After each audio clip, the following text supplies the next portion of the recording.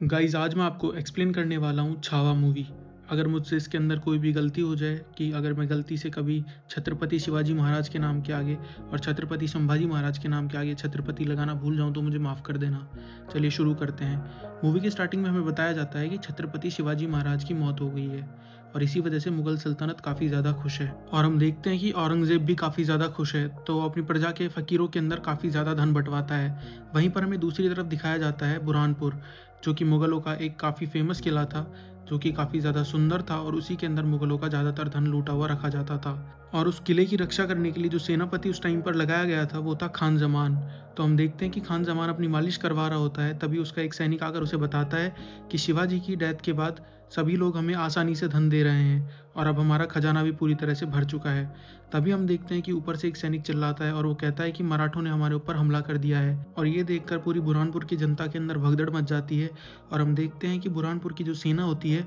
वो मराठों के ऊपर हमला करने के लिए निकल जाती है। लेकिन जब वो लोग वहाँ पर पहुँचते हैं तो वो देखते हैं कि वहाँ पर तो मराठाओं की सेना होती ही नहीं है। वहाँ पर केवल बकरियाँ थी जिनके ऊपर मराठाओं की सेना का ध्वज लगा हुआ था। ये देखकर वो लोग समझ जाते हैं कि मराठाओं ने दूसरे वाले गेट की तरफ हमला किया है, तो वो वहाँ से भागते हैं और जैसे ही दूसरे वाले दरवाजे की तरफ पहुँचते हैं तो वहाँ पर देखते हैं कि मराठा तो पहले ही उनके किले के अंदर घुस चुके हैं और उनकी सेना को काफ़ी खतरनाक तरीके से मार भी रहे हैं। फिर यहाँ पर एंट्री होती है छत्रपति संभाजी महाराज की और हम देखते हैं कि छत्रपति संभाजी महाराज को रोकने के लिए मुगल सैनिक बीच में एक दरवाज़ा टाइप का बना देते हैं, लेकिन छत्रपति संभाजी महाराज किसी के रोके से नहीं रुकते हैं और वो अपने घोड़े को लेकर उसी दीवार के ऊपर से कूद जाते हैं और वो अकेले ही पूरी मुगल सेना के बीच में उतर जाते हैं। और वहाँ पर हम देखते हैं कि जैसे ही मुगल सेना का एक एक सैनिक उन पर हमला करने लगता है तो छत्रपति संभाजी महाराज उन सभी को एक एक करके मारने लगते हैं और इतने में छत्रपति संभाजी महाराज की सेना भी उनके पास आ जाती है और उनके साथ युद्ध करने लगती है। और खान ज़मान जो उस किले का सेनापति था वो छत्रपति संभाजी महाराज के सैनिकों को काफ़ी खतरनाक तरीके से मार रहा होता है। ये देखकर छत्रपति संभाजी महाराज उससे युद्ध करने के लिए आ जाते हैं। तभी वो चालाकी से छत्रपति संभाजी महाराज को ऊपर से नीचे एक कैद खाने के अंदर गिरा देता है,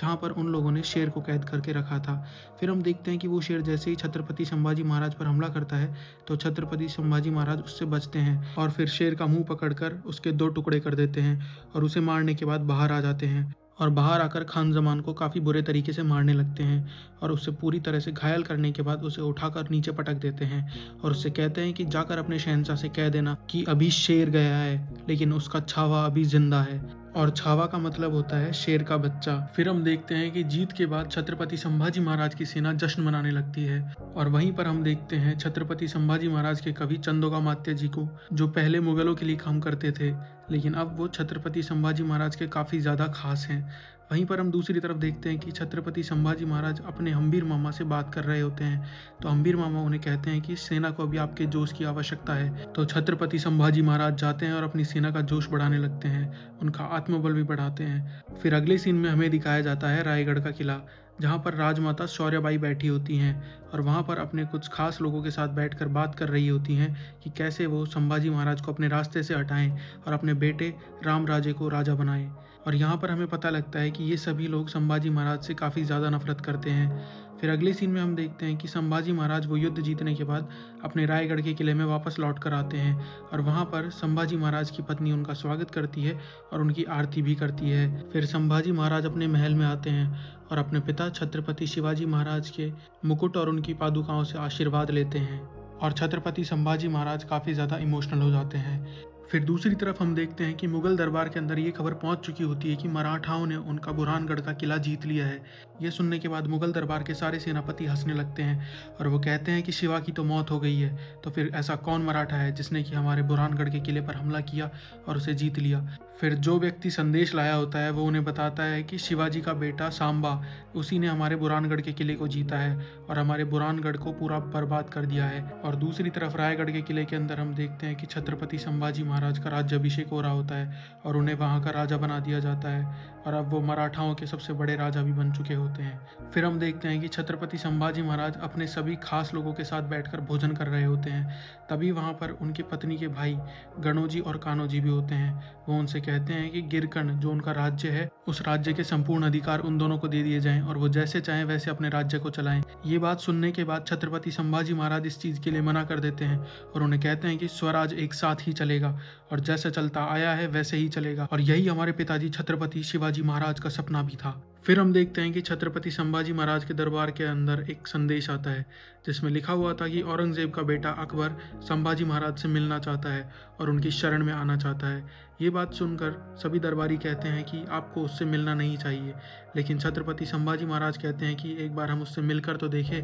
कि वो हमसे क्या चाहता है, और इसीलिए हम उससे मिलेंगे। तभी हम देखते हैं कि छत्रपति संभाजी महाराज का एक गुप्तचर छत्रपति संभाजी महाराज के पास आता है और उन्हें बताता है कि औरंगजेब की बहुत बड़ी सेना उनकी तरफ आ रही है, जिसमें 8 लाख सैनिक हैं, 50,000 घोड़े हैं और 30,000 हाथी हैं और करोड़ों का खजाना भी है, जिससे कि वो अपनी सेना का भरण पोषण सालों तक कर सकते हैं। ये बात सुनकर छत्रपति संभाजी महाराज कहते हैं कि आने दो उन्हें, हम उनका अच्छे से स्वागत करेंगे। उसके बाद वो अपनी पत्नी के पास जाते हैं और उन्हें बताते हैं कि हम औरंगजेब के बेटे अकबर से मिलने जा रहे हैं, जिसने कि अपने पिता के खिलाफ बगावत कर रखी है। फिर उसके बाद छत्रपति संभाजी महाराज अकबर की छावनी में चले जाते हैं और वहां पर जाने के बाद अपनी तलवार बाहर अपने सैनिकों को देकर अंदर निहत्ते ही चले जाते हैं। जैसे ही वो अंदर जाते हैं तो मुगल सैनिक उनके ऊपर हमला कर देते हैं और फिर वो मुगल सैनिकों का अच्छे से स्वागत करते हैं और उन्हें काफ़ी बुरे तरीके से मारते हैं और उन सभी को घायल कर देते हैं। फिर हम देखते हैं कि ये अकबर की एक छोटी सी चाल थी और उसने ये हमला छत्रपति संभाजी महाराज की बहादुरी को देखने के लिए करवाया था। और वो ये सब देखने के बाद अंदर आता है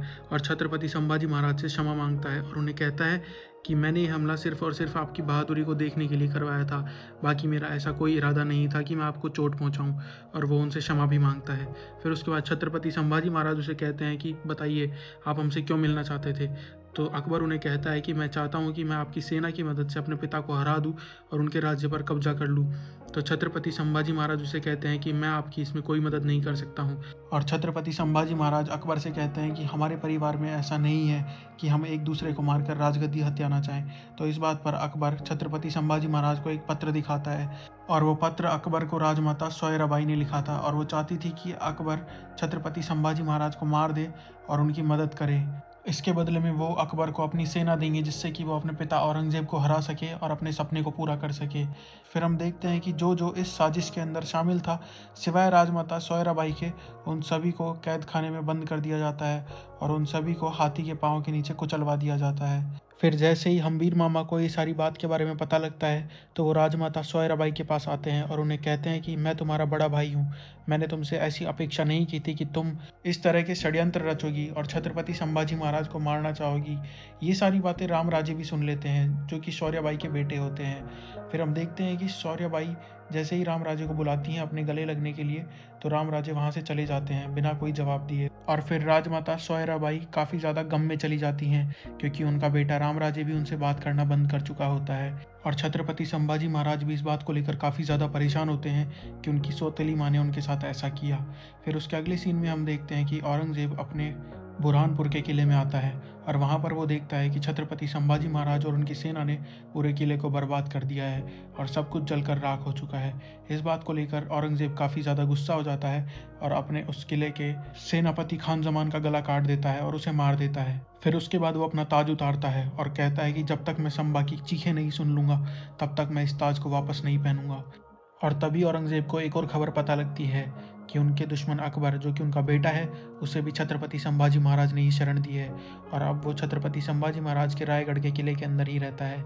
ये बात सुनकर वो काफ़ी ज़्यादा गुस्सा हो जाता है। फिर उसके अगली सीन में हमें दिखाया जाता है कि छत्रपति संभाजी महाराज अपने सभी किलों पर तोप लगवा देते हैं और हम देखते हैं कि जैसे जैसे औरंगजेब की सेना आगे बढ़ रही होती है तो उन्हें रास्ते में जो भी गांव मिलते हैं और जो भी हिंदू लोग मिलते हैं उन्हें वो जान से मार देते हैं और बच्चों को भी मार देते हैं और औरतों के साथ बलात्कार करते हैं। और ये सारी बातें छत्रपति संभाजी महाराज को अपने गुप्तचरों से पता लगती हैं और हम देखते हैं कि औरंगजेब के सेनापति उसके पास जाते हैं और उसे बताते हैं कि हम रास्ते में जो भी हिंदू गांव मिल रहा है उसे उजाड़ रहे हैं। ये बात सुनकर औरंगजेब काफ़ी ज़्यादा खुश हो जाता है और उसकी बेटी जीनत भी काफ़ी ज़्यादा खुश हो जाती है। और उसके अगले सीन में हम देखते हैं कि छत्रपति संभाजी महाराज एक रणनीति बना रहे होते हैं कि वो कैसे अपनी 25,000 की सेना से उस 8 लाख की सेना को रोकेंगे। फिर छत्रपति संभाजी महाराज अपने सेना के सभी सेनापतियों को बताते हैं कि उन सभी के लिए हमारे जंगल, हमारे पहाड़, हमारी नदियाँ और हमारे महाराष्ट्र का मौसम नया होगा, तो उन लोगों के लिए हमारे साथ युद्ध करना असंभव हो जाएगा और हम सभी उनके साथ युक्ति से युद्ध करेंगे, ना कि आमने सामने युद्ध करेंगे। फिर हम देखते हैं कि छत्रपति संभाजी महाराज के मावलों के अंदर बहुत ज़्यादा जोश होता है, तो वो सभी माँ भवानी का जयकारा लगाते हैं और छत्रपति संभाजी महाराज वहाँ से जाने के बाद राजमाता सोयराबाई से मिलने जाते हैं और उनके पास जाकर उनसे कहते हैं कि माँ भवानी आपकी हर इच्छा पूरी करे, और उनसे आशीर्वाद लेकर वहाँ से चले आते हैं। फिर हम देखते हैं कि राजमाता सोयराबाई भी काफ़ी ज़्यादा दुखी होती है, क्योंकि वो देख चुकी होती हैं कि संभाजी महाराज काफ़ी अच्छे इंसान हैं और उनकी आंखों से आंसू आने लगते हैं। फिर उसके बाद हम देखते हैं कि मुगल सेना जब जंगल के बीच से आ रही होती है तो ऊपर से छत्रपति संभाजी महाराज की सेना उनके ऊपर हमला कर देती है और उनके ऊपर वानर सेना की तरह टूट पड़ती है और उन सभी को काफ़ी बुरे तरीके से मारती है और सभी को घायल कर देती है। और हम देखते हैं कि छत्रपति संभाजी महाराज उन सभी के ऊपर काल भैरव की तरह टूट पड़े हैं और ऐसा लग रहा है मानो रुद्र रूप में स्वयं शिव जी उनके साथ युद्ध कर रहे हों। और ये सारे तरीके स्वयं छत्रपति शिवाजी महाराज के थे, जो कि छत्रपति संभाजी महाराज ने अपनाए थे मुगल सेना से युद्ध करने के लिए। और अगर इस टाइप की वॉर को हम आज के ज़माने में समझना चाहें तो हम इसे गोरिल्ला वॉर से भी समझ सकते हैं। फिर उसके बाद हम देखते हैं कि छत्रपति शिवाजी महाराज की पत्नी अपने सेना नायकों से कह रही होती है कि जहाँ जहाँ हमारी सेना युद्ध कर रही है वहाँ हमारी सेना के लिए हथियार, खाना पानी और आराम करने की व्यवस्था में कोई कमी नहीं होनी चाहिए, और अगर कुछ कम हो तो वो सिर्फ मुगल सैनिकों की गिनती कम होनी चाहिए। फिर उसके बाद हम देखते हैं कि मुगल सैनिक एक गांव से बहुत सारे लोगों को बंदी बनाकर ले जा रहे होते हैं गन्ने के खेतों के बीच से, लेकिन तभी वहां पर मराठा सैनिक उनके ऊपर हमला कर देते हैं और पूरी मुगल सैनिकों की एक टुकड़ी को ख़त्म कर देते हैं। यहाँ पर हम देखते हैं कि मराठा सैनिकों का जोश 7वें आसमान पर होता है। फिर उसके अगले सीन में हम देखते हैं कि राजमाता सोयराबाई का निधन हो गया है और उनके निधन के अंदर छत्रपति संभाजी महाराज और उनके बेटे रामराजे भी आए हैं। वहाँ पर हम देखते हैं कि रामराजे काफ़ी ज़्यादा दुखी होते हैं, तो इसीलिए छत्रपति संभाजी महाराज अपने हम्मीर मामा से कहते हैं कि हम चाहते हैं कि आप अपनी बेटी का विवाह हमारे छोटे भाई रामराजे से करवाएं, और उन दोनों का विवाह भी हो जाता है। फिर छत्रपति संभाजी महाराज वापस युद्ध पर जाने लगते हैं, तो वो अपनी पत्नी से पूछते हैं कि आप चिंतित नहीं हैं कि हम युद्ध पर वापस जा रहे हैं? तो छत्रपति संभाजी महाराज की पत्नी कहती है कि हम चिंतित तो हैं, लेकिन औरंगजेब के सैनिकों के लिए चिंतित हैं, क्योंकि हमारे विवाह के समय आऊजी साहब ने हमें कहा था कि आप जिनसे विवाह करने जा रही हैं वो एक पहाड़ी तूफान है और जिसकी गति को पर्वत भी ना रोक पाए उसे औरंग के सैनिक क्या रोकेंगे। और ये बात सच भी होती है, क्योंकि छत्रपति संभाजी महाराज किसी के रोकने से भी नहीं रुक रहे होते हैं। वो मुगलों की सेना पर इस तरह से काल बनकर टूट पड़े थे कि वो मुगलों की आधी सेना को खत्म कर चुके थे। और ये सारी बातें सुनकर औरंगजेब काफी ज्यादा चिंतित हो जाता है और उसकी रातों की नींदें भी उड़ जाती हैं। फिर अगले दिन औरंगजेब के सेना नायक औरंगजेब को आकर बताते हैं कि हमें शहजादे अकबर का पता लग गया है कि वो कहाँ पर हैं, हम जल्द ही उन्हें आपके सामने पेश करेंगे। फिर हम देखते हैं कि अकबर की छावनी के ऊपर मुगलों ने हमला कर दिया है और अकबर के सारे सिपाहियों को मार दिया है। और जब वो अकबर को मारने के लिए आते हैं तभी वहाँ पर छत्रपति संभाजी महाराज के मावले आ जाते हैं और अकबर को उन सभी से बचा लेते हैं। ये बात जब औरंगजेब को पता लगती है तो वो काफ़ी ज़्यादा दुखी हो जाता है। फिर अकबर की बेटी जीनत एक तरकीब निकालती है कि जिस तरह से अकबर हमसे परेशान था वैसे ही छत्रपति संभाजी महाराज से भी कोई परेशान होगा उनके परिवार में, अगर हम उसका पता लगाकर अपनी तरफ कर ले तो ये युद्ध हम आसानी से जीत जाएंगे। फिर उसके बाद हम देखते हैं कि छत्रपति संभाजी महाराज अपने मावलों के साथ बैठकर रणनीति बना रहे होते हैं, लेकिन तभी उनके दरबार में अकबर आ जाता है और अकबर उनसे निवेदन करता है कि वो हिंदुस्तान को छोड़कर किसी और मुल्क में जाना चाहता है, क्योंकि वो और लंबी आयु चाहता है। वो नहीं चाहता है कि उसके पिता औरंगजेब उसे मार दे। तो छत्रपति संभाजी महाराज उसे कहते हैं कि आप जहाँ जाना चाहें आप वहाँ जा सकते हैं, हम आपके साथ हैं। फिर हम देखते हैं कि छत्रपति संभाजी महाराज के दरबार में एक खबर पहुंचती है कि उनके मामा हम्बीर वीर गति को प्राप्त हो गए हैं मुगलों से युद्ध करते करते। फिर इस बात को लेकर छत्रपति संभाजी महाराज काफ़ी ज़्यादा दुखी हो जाते हैं और दुखी होकर सोच रहे होते हैं अपने बचपन के बारे में कि किस तरह से उनके मामा ने उन्हें तलवारबाजी करना सिखाया था और किस तरह से वो अपने मामा से प्यार करते थे। फिर उसके बाद छत्रपति संभाजी महाराज के पास उनके गुप्तचरों एक खबर और पहुंचाते हैं कि उनके साथी जो कि उनके प्रांत प्रमुख थे वो अभी मुगलों के साथ मिलने लगे हैं और मुगलों के साथ मिलकर उन पर हमला करने के बारे में विचार कर रहे हैं। ये बात सुनकर छत्रपति संभाजी महाराज अपने गुप्तचरों से कहते हैं कि आप सभी मुगल सेना में एक खबर फैला दीजिए कि छत्रपति संभाजी महाराज अपनी सेना के साथ पुणे से होकर मुगल सेना पर हमला करने आ रहे हैं। और वहीं पर छत्रपति संभाजी महाराज अपने सभी विश्वास पात्र प्रांत प्रमुखों को संगमेश्वर में मिलने के लिए बुला लेते हैं। तभी वहां पर रामराजे आते हैं और छत्रपति संभाजी महाराज से कहते हैं कि अब की बार वो भी उनके साथ युद्ध में चलेंगे, लेकिन छत्रपति संभाजी महाराज उनसे कहते हैं कि आपको यहाँ पर रुककर रायगढ़ की रक्षा करनी है, आप हमारे साथ युद्ध में नहीं चल सकते हैं। फिर उसके बाद हम देखते हैं कि अकबर के पास एक पत्र आया है जिसके अंदर लिखा हुआ है कि छत्रपति संभाजी महाराज अपने 150 सैनिकों के साथ संगमेश्वर में रुका हुआ है। और वहीं पर छत्रपति संभाजी महाराज संगमेश्वर में अपने सभी विश्वास पात्र प्रांत प्रमुखों को कहते हैं कि आप सभी को कल शाम तक अपनी पूरी सेना को एकत्रित करके संगमेश्वर में हमसे आकर मिलना होगा और यहीं से हम जंगलों से होते हुए औरंगज़ेब पर हमला करेंगे। फिर तभी हम देखते हैं कि रायगढ़ के किले पर बैठे हुए संताजी और उनके पिताजी बैठकर बातें कर रहे होते हैं कि किस प्रकार से उनके छत्रपति संभाजी महाराज मुगलों का सामना कर रहे हैं और उन्हें धीरे धीरे करके मिटाते जा रहे हैं, और कल शाम को वो यहाँ से मुगलों के साथ युद्ध करने के लिए भी चले जाएंगे। लेकिन तभी उनका एक सिपाही उन्हें बताता है कि जंगल में कुछ रोशनी हो रही है। फिर संताजी जब अपने दूरबीन से वहां पर देखते हैं तो वो देखते हैं कि ये तो मुगल सैनिकों की एक टुकड़ी है जो कि संगमेश्वर की तरफ जा रही है। तो वो देखकर समझ जाते हैं कि किसी ने उनको धोखा दिया है, क्योंकि यही सबसे छोटा रास्ता है संगमेश्वर पर जाने का, और उनको धोखा देने वाले गणोजी और कान्होजी होते हैं जो कि छत्रपति संभाजी महाराज की पत्नी के भाई हैं। फिर उसके बाद हम देखते हैं कि छत्रपति संभाजी महाराज के पास उनके कवि चंदोगामात्य आते हैं और उन्हें कहते हैं कि आपकी सुरक्षा के लिए 20 मावलों की टुकड़ी तैयार है जो कि आपको रायगढ़ के किले तक सुरक्षित पहुंचा देगी। लेकिन छत्रपति संभाजी महाराज कहते हैं कि कभी आपने देखा है कुत्तों के सामने शेर को भागते हुए?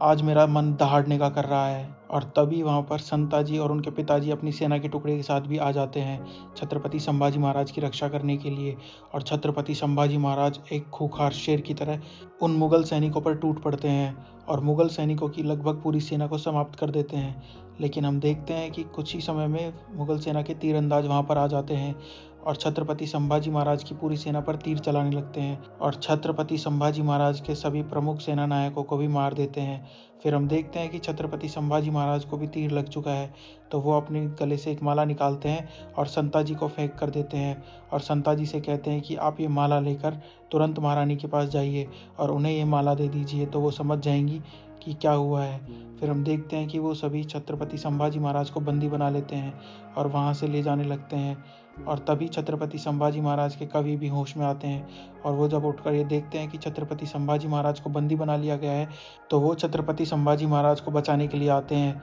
लेकिन मुगल सैनिक उन्हें भी बंदी बना लेते हैं। फिर हम देखते हैं कि छत्रपति संभाजी महाराज बंदी बनने के बाद भी उन सभी मुगल सैनिकों के काबू में नहीं आते हैं, तो वो सभी छत्रपति संभाजी महाराज को काबू में लाने के लिए छत्रपति संभाजी महाराज पर काफ़ी सारी तलवारें चलाते हैं और उन्हें घायल कर देते हैं। फिर हम देखते हैं कि वो सभी छत्रपति संभाजी महाराज को पकड़कर औरंगज़ेब की छावनी में ले जाते हैं और औरंगज़ेब को एक खबर भी सुनाते हैं कि उन्होंने छत्रपति संभाजी महाराज को पकड़ लिया है। फिर औरंगज़ेब अंदर आता है और अपने ताज को गले लगा लेता है। उसे लगता है कि अब वो संभाजी की चीखें निकालेगा और उसे अपना ताज वापस पहनने को मिलेगा। वहीं पर हम देखते हैं कि रायगढ़ के किले के अंदर रामराजे कह रहे होते हैं कि वो मुगलों के ऊपर हमला कर कर अपने छत्रपति संभाजी महाराज को बचाना चाहते हैं, लेकिन उनके सेनापति उनको रोक देते हैं और उन्हें कहते हैं कि मुगलों ने अभी हमारे किले को चारों तरफ से घेर रखा है। फिर मुगल सैनिक छत्रपति संभाजी महाराज को मुगल बादशाह औरंगज़ेब के सामने पेश करते हैं और हम देखते हैं कि उसी रात छत्रपति संभाजी महाराज के कवि चंदोगामात्य को सजाए मौत सुना दी जाती है और उनका सर उनके धड़ से अलग कर दिया जाता है। और औरंगज़ेब छत्रपति संभाजी महाराज की चीखें सुनने के लिए उनके हाथों से उनके नाखून निकलवा देता है, लेकिन छत्रपति संभाजी महाराज के मुंह से एक चीख भी नहीं निकलती है और वो बोलते हैं जगदम्बा। फिर हम देखते हैं कि छत्रपति संभाजी महाराज को और तड़पाने के लिए उनके शरीर पर नमक लगाया जाता है और उनके घावों पर भी नमक लगाया जाता है, लेकिन छत्रपति संभाजी महाराज तब भी नहीं चीखते हैं और ना ही चिल्लाते हैं और वो कहते हैं जगदम्बा। फिर हम देखते हैं कि औरंगज़ेब उन्हें और ज़्यादा तड़पाने के लिए उनकी आंखें निकलवा देता है, लेकिन वो अपनी आंखें निकलने के बाद भी नहीं चिल्लाते हैं और ना ही तड़पते हैं, ना ही किसी के आगे झुकते हैं और बोलते हैं जगदम्बा। फिर औरंगज़ेब छत्रपति संभाजी महाराज के पास आता है और उन्हें कहता है कि तुम अपना धर्म बदल लो और हमारे साथ आ जाओ, हम तुम्हें मुक्त कर देंगे और बहुत अच्छी ज़िंदगी भी देंगे। फिर छत्रपति संभाजी महाराज औरंगज़ेब से कहते हैं कि तुम अपना धर्म भी मत बदलो और हम मराठाओं की तरफ आ जाओ, हम तुम्हें माफ़ कर देंगे। और छत्रपति संभाजी महाराज कहते हैं कि मैं छावा हूँ, यानी कि एक शेर का बेटा, और मैं किसी से डरने वाला नहीं हूँ। फिर हम देखते हैं कि औरंगज़ेब छत्रपति संभाजी महाराज की जीवा भी उनके मुंह से अलग करवा देता है और छत्रपति संभाजी महाराज वीर गति को प्राप्त हो जाते हैं। फिर उसके बाद हम देखते हैं कि छत्रपति संभाजी महाराज की मृत्यु के बाद अगला छत्रपति रामराजे को बनाया जाता है, और ये बात जब मुग़ल सल्तनत के पास पहुंचती है तो मुग़ल सल्तनत को पता लगता है कि अभी भी एक छत्रपति जिंदा है और मराठाओं का छत्रपति कभी मर नहीं सकता है और मराठाओं का स्वराज का सपना भी उनसे कोई नहीं छीन सकता है। फिर औरंगज़ेब जब ये सारी बातें सुनता है तो वो पत्र पढ़ने वाले को पकड़ता है और उसी को जान से मार देता है और चिल्ला चिल्ला कर कहता है कि अल्लाह अगर हमें एक सांबा जैसा बेटा दे देता तो हम इस दुनिया पर राज करते। और इसी के साथ ये मूवी यहीं पर ख़त्म होती है। बोलो जय भवानी। अगर आप लोगों को ये मूवी थोड़ी भी पसंद आई हो तो प्लीज़ यार मेरे चैनल को सब्सक्राइब कर लो। इस वीडियो को बनाने में बहुत ज़्यादा मेहनत लगी है।